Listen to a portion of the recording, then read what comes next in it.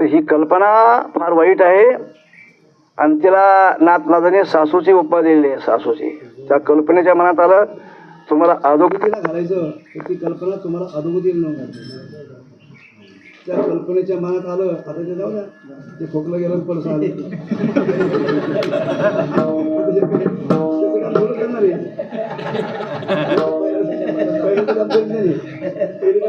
मी दुसरी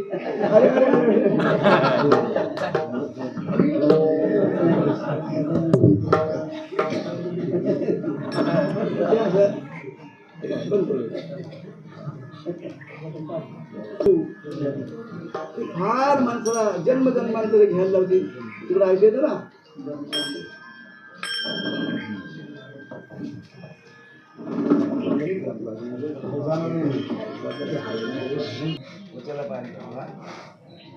तर अशा प्रकारे कल्पना रूपी सासू हे अशा प्रकारचे जीवाला त्रास देते. काय बापाने चोया माईने ती बिचार बिलटच करून होती. ती सासू तिला दिवसातून एक वेळा ते तिच्या डोळ्यातून आसू काढते. तिच्या डोळ्यातून आसू काढते. तिचं नाव सासू. तिला काय म्हणतात सासू. पूज्य पवार महाराज सांगत होते. हो जगन्नाथ महाराज पवार. जी सासू जी बाई म्हातारी आपल्या सुनेच्या डोळ्यातून दिवसातून एकदा तरी आसू काढायची तिला रडायला लावायची. आसू काढते तिचं नाव सासू. तिला सासू असं म्हणतात. आता अलीकडच्या पोरी शिकलेल्या हे काही ऐकत नाहीत काही नाहीत. तीच त्या सासूला रडायला लावते. अलीकडे वातावरण सगळं असं बदललंय. ती पोर शिकलेली पोर त्या सासूला रडायला लावते. काय मिळाली आम्हाला आणि काय आता हे काय आता आम्हाला रडायला लावलं या पोरीने आम्हाला सलो कपडं करून सोडलं या पोरीने अशी ती सासू म्हणते. तर हिला सासूची उपमा दिली नाथ महाराजाने. कारण सासू जशी सुनेला जाच करते तशी ही कल्पना जीवरूपी सुनेला जाच करते ही कल्पना. आणि नाही नाही त्याची अधोगती करून टाकते. नाही त्या जन्माला नेऊन घालते. ही कोण कल्पना वाईट जन्माला नेऊन घालते ती कल्पना आणि त्या जीवाची अधोगती करून टाकते. विठ्ठल विठ्ठल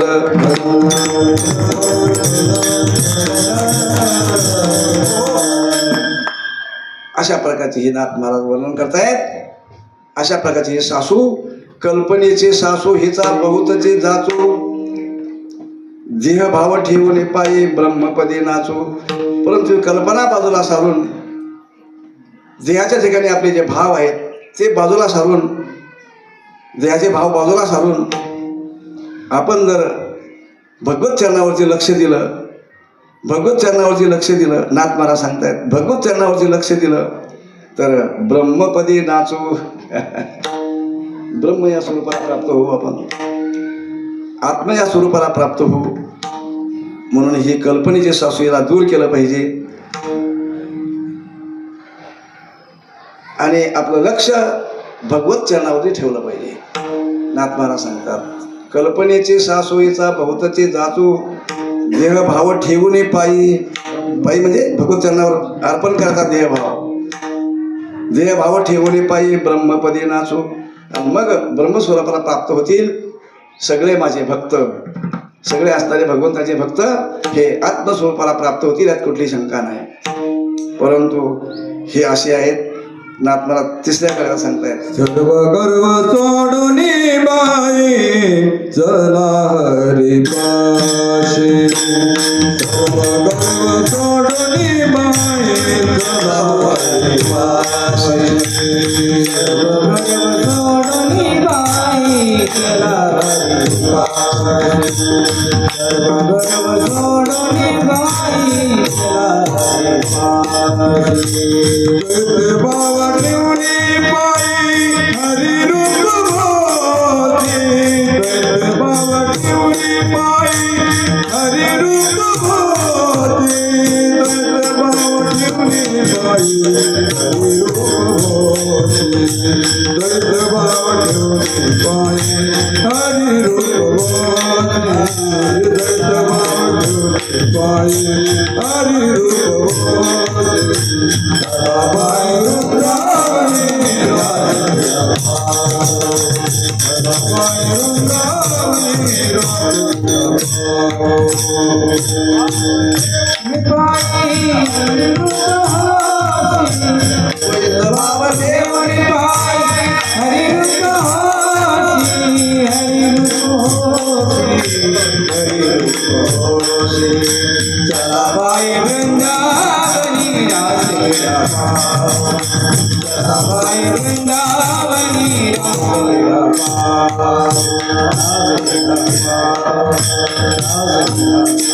हो, नाथ महाराज बोलतायत, ही माणसं अशी विचित्र आहेत, ते आपल्या ठिकाणी ताटलेले आहेत.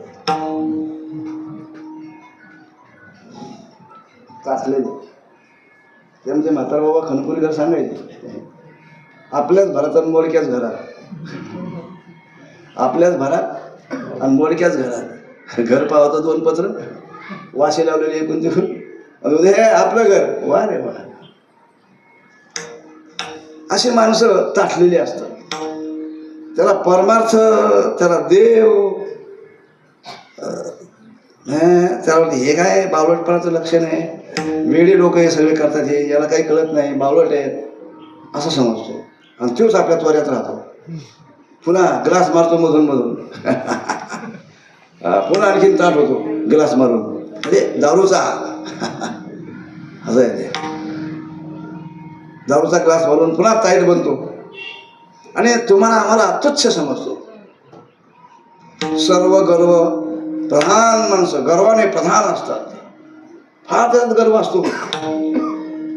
हो, पण पहा ना, पूज्य बाबा कोण नवल्यान कोण कीर्तने, पण आले की कीर्तन. याचं कारण आहे, सर्व गर्व सोडून बाई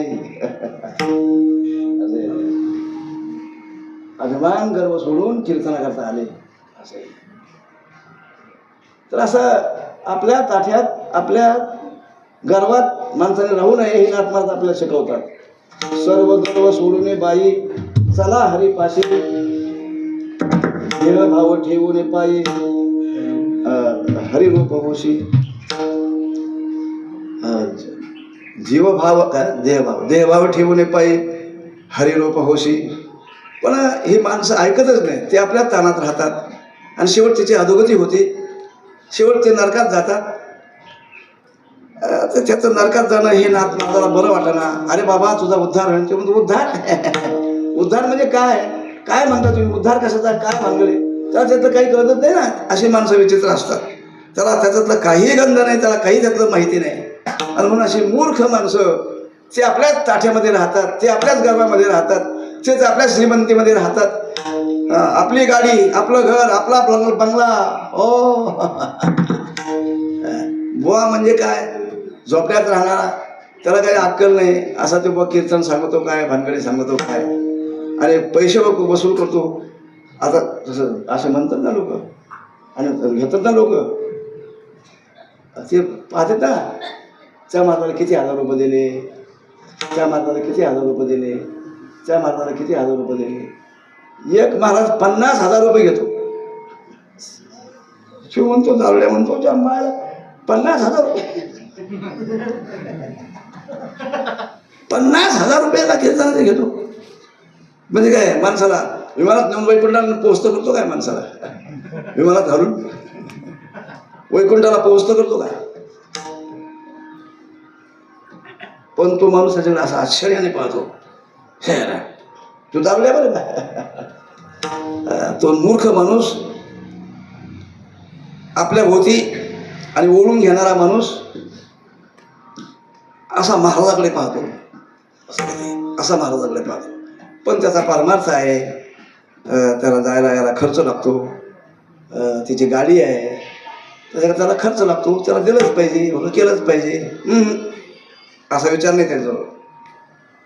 ते अल्पबुद्धीने पाहून आणि त्याचा विचार वेगळा आगळा करून, आणि अशा पद्धतीने मूर्ख माणसं असतात. ते आपल्या श्रीमतीच्या तालामध्ये असतात, ते आपल्या सोयऱ्या झाल्याच्या तालामध्ये असतात. उगं तुम्ही आता लग्न आलं का, लग्न पाहा एखाद्या लग्नात गेलं का तुम्ही, महाराज कुठं बसलाय पत्ता नाही त्याला. तेच आपल्या ह्याच्यात दारू पिऊन काय, गांजावरून काय, चला पार्टी आपली असं चला. म्हणजे अशी विचित्र माणसं असतात. मी कशा करता बोलतो हे, म्हणजे मला काही आठवण म्हणून बोलतो असं नाही, नाथ महाराज सांगतायत. सर्व गर्व सोडून बाई, हे बायांनो, इथे बाई शब्द आलेला आहे. हे बायांनो सर्व गर्व टाकून द्या बाजूला. मी श्रीमंत आहे, मी पैशावाला आहे, मी सोन्यावाला आहे, मी मोठा श्रीमंत आहे, मी मोठा लक्षाधीश आहे, मी कंपनी चालवतो, मी कारखाना चालवतो, मी अशा प्रकारचा तालुक्याचा आमदार आहे, मी राष्ट्राचा जिल्ह्याचा खासदार आहे, वगैरे वगैरे सगळं बाजूला ठेवा. हे सगळं बाजूला ठेवा आणि भगवंताची भक्ती करा असं आहे. आणि भगवंताची भक्ती करण्यात तुम्हाला कोणी काय मतदान करणार नाही का? पण हे बावलट असतात. आता देशाचा पंतप्रधान पाहा ना तुम्ही, काय भक्ती करतोय, केवढं त्याला मतदान होते. हा, त्या देशाच्या पंतप्रधानाला केवढं मतदान होते. घातलं पाकिस्तान मातीत नेऊन घातलं. रात्री 10-11 किलो हल्ला केला आणि बरेचसे खलास.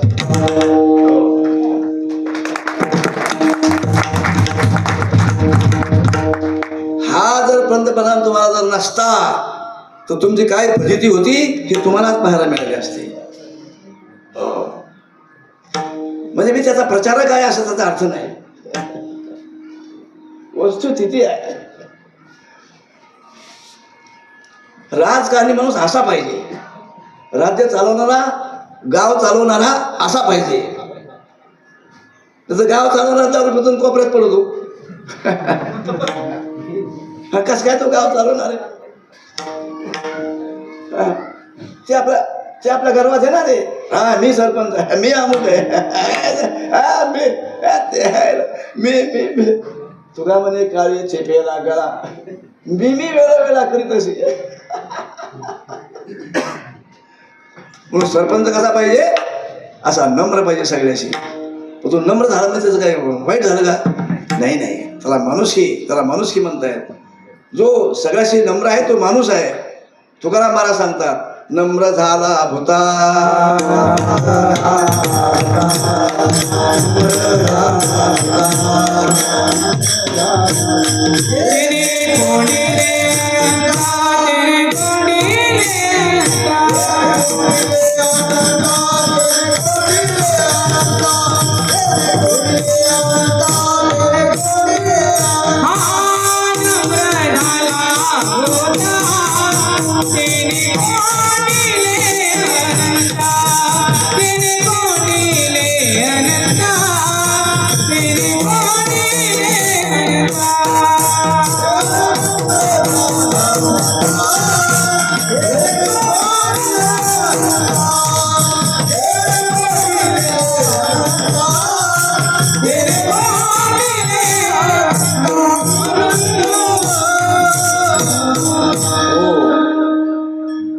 नम्र झाला होता.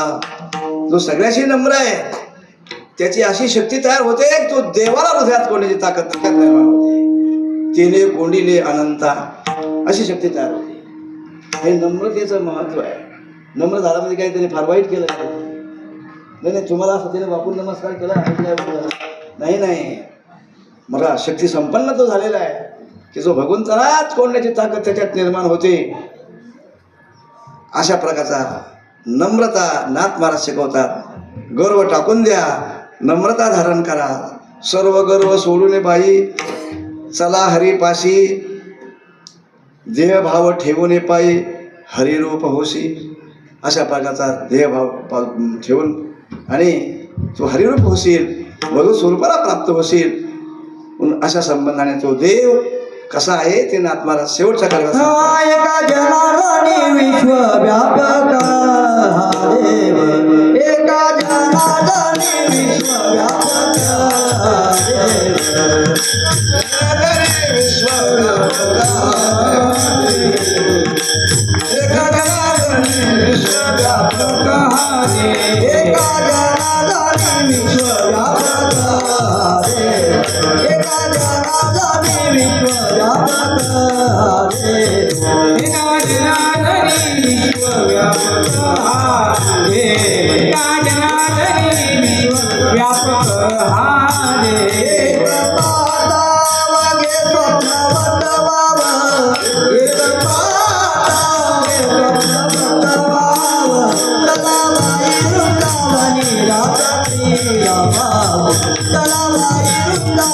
राजा प्रियाला एक पाहता गे स्वप्नवत भाव एक पाहता बघे स्वप्नवत भाव चला बाई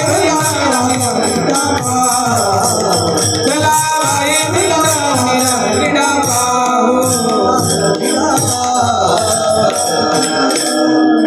एका जनार्दनी विश्वव्यापक हा देव एक एक पाहता अवघे स्वप्नवत व्हावं असं त्या माणसाला उपदेश करतात नाथ महाराज.